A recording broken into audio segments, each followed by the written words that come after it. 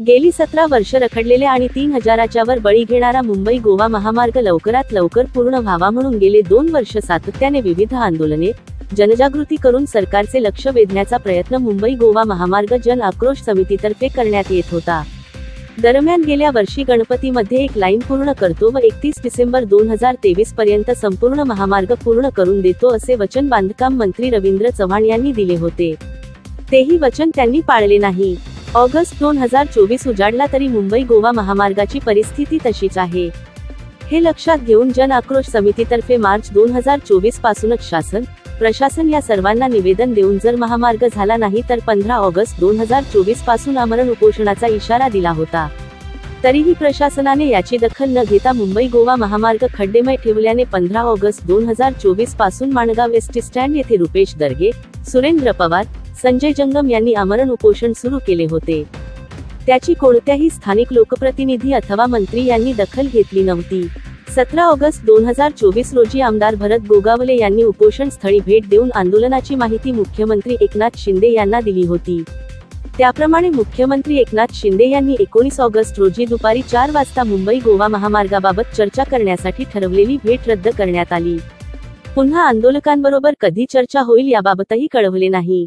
अन्नपाण्याविना सुरू असलेले आंदोलन 6 दिवस सुरूच असल्याने आंदोलनकर्त्यांची प्रकृती बिघडली।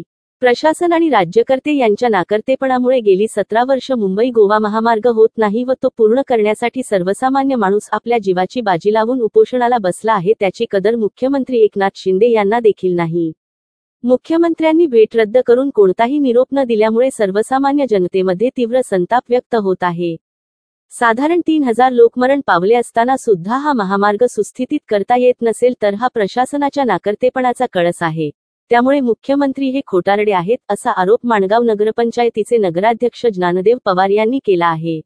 आपण सरकारच्या नादी लागू नये, कारण की अनेक वेळा गेली 17 वर्ष या मुंबई गोवा हायवेच्या संदर्भात हे सरकार आपल्याला शब्द देतो आणि फसवतोय।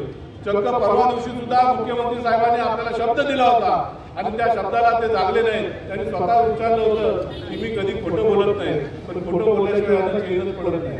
मित्रांनो, म्हणून अशा सरकारचा धिक्कार असतो। निश्चितपणे आपण या सगळ्या गोष्टी मान्य करतो। आपले उपोषण करते 6 दिवस अन्न पाण्यापासून तिथे ते वंचित आहेत, परंतु या सरकारला योजना राबवण्यामध्ये आनंद आहे। मी सुरुवातीलाच यांना विनंती केली होती की मित्रांनो, आपण उपोषणाला बसताय। या हायवेमध्ये गेले 5-5.5 लोक हे मृत्युमुखी पडलेले आहेत।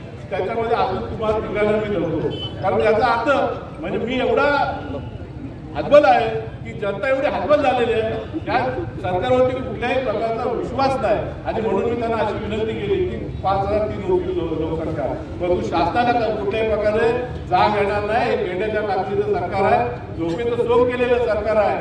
झोपलेला लागू करता येतो, परंतु झोपेचं सोंग केलेल्या कंबळला जरी लाभ पाडली तरी त्यांना जाग येत नाही। आणि म्हणून सोंग केलेलं सरकार आजूबाजूने सायरावायला पडतंय। आमच्या लोणेरामध्ये येतात आणि हवाई मार्गाने निघून 20 ऑगस्ट रोजी माणगाव कडकडीत बंद करून चक्काजाम करण्यात आला।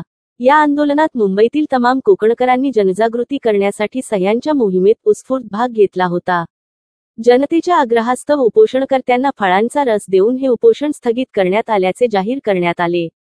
या उपोषणाला माणगाव व्यापारी असोसिएशन, माणगाव तालुका प्रेस क्लब तसेच विविध संघटना यांनी आपला पाठिंबा दर्शविला। यावेळी उपोषण स्थगित करताना माणगाव तालुका व्यापारी संघटनेचे संस्थापक अध्यक्ष लक्ष्मण दळवी, रिक्षा संघटनेचे अध्यक्ष संजय अण्णा साबळे, माणगाव नगराध्यक्ष ज्ञानदेव पवार, रिक्षा विविध चालक मालक संघटनेचे पदाधिकारी, नागरिक मोठ्या संख्येने उपस्थित होते। माणगावचे उपविभागीय पोलीस अधिकारी पुष्कराज सूर्यवंशी व पोलीस निरीक्षक नवनाथ बोऱ्हाडे यांनी यावेळी अनुचित प्रकार घडू नये म्हणून पोलीस बंदोबस्त तैनात केला होता। जनोदय करिता गौतम जाधव, इंदापूर।